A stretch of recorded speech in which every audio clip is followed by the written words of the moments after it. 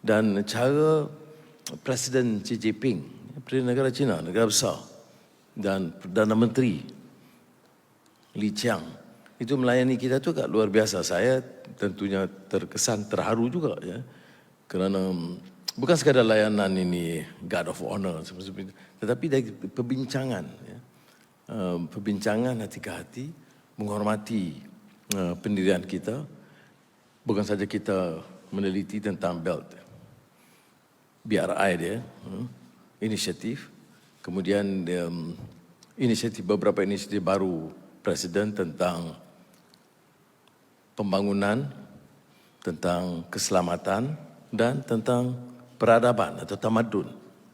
Ya, dia kata development initiative, security initiative and civilizational initiative.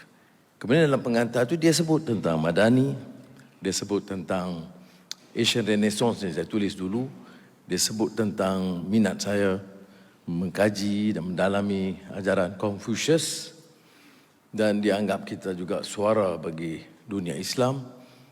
Jadi perbincangan itu perbincangan dengan penuh penghormatan, bukan saja dalam bahasa diplomasi biasa.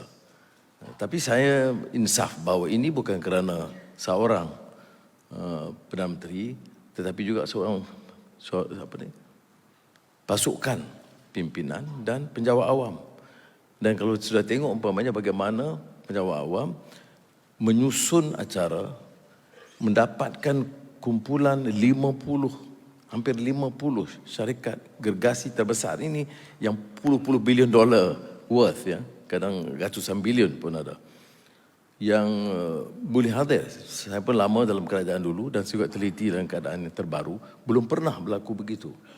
Ya, belum pernah ada suatu minat dan kesediaan untuk berbincang dan berunding. Ini kerana usaha yang dibuat bukan saja oleh kementerian luar, tapi semua kementerian terkait berbincang dan menemui mereka sebelum ada pertemuan itu. Sebab itu saya nak sampaikan ini kerana saya bersyukur kepada Allah SWT dan kerana semangat ini wujud sebagai satu pasukan. Dan saya nak bagi jaminan saudara lah ya, kalau kita dapat kekalkan pace kepesatan dari segi tadbir urus atau tata kelola dan imej yang baik ini, saya percaya masa depan negara itu lebih cerah daripada dulu. Saya terasa seolah-olah ada satu lonjakan baru tentang imej Malaysia dan harapan Malaysia, kerana ada beberapa syarikat terkemuka, mungkin dalam beberapa hari saya akan umumkan, yang memutuskan ya, di depan saya boleh bincang untuk menjadikan Malaysia ini regional hub dia selain daripada negara China. Selalunya di negara-negara lain, negara-negara jiran. Tapi ini kali pertama beberapa memilih untuk menjadikan ini sebagai regional hub. Apakah perubahannya sedikit selain daripada yang saya sebutkan tadi? Saya katakan kadang-kadang syarikat Cina datang ini pekerjaannya keseluruhannya dari negara dia. Jadi saya usulkan mesti ambil orang tempatan yang punya kelayakan. Kalau dikenal pasti tidak punya tenaga yang cukup, itu kita akan luluskan segera.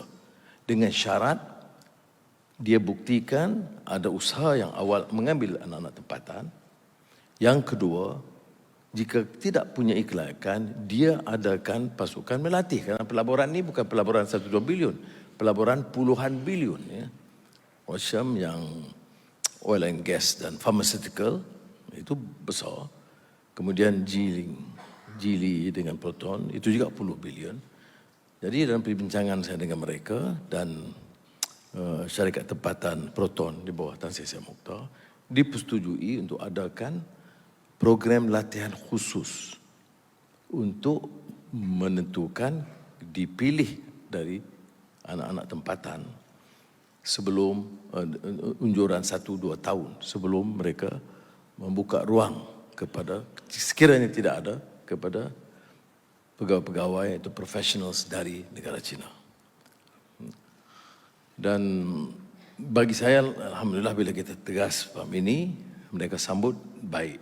Dan ini seperti mana sudah kali pertama kerana pengalaman awal ECRL itu agak, dan juga Twin City yang di Kuantan itu, kadang-kadang jumlah seperti mana dilapor oleh pegawai kepada saya, itu jumlah yang diambil itu kadang menyeluruh dalam semua bidang, termasuk tukang gunting, buat restoran, security, semua dari luar.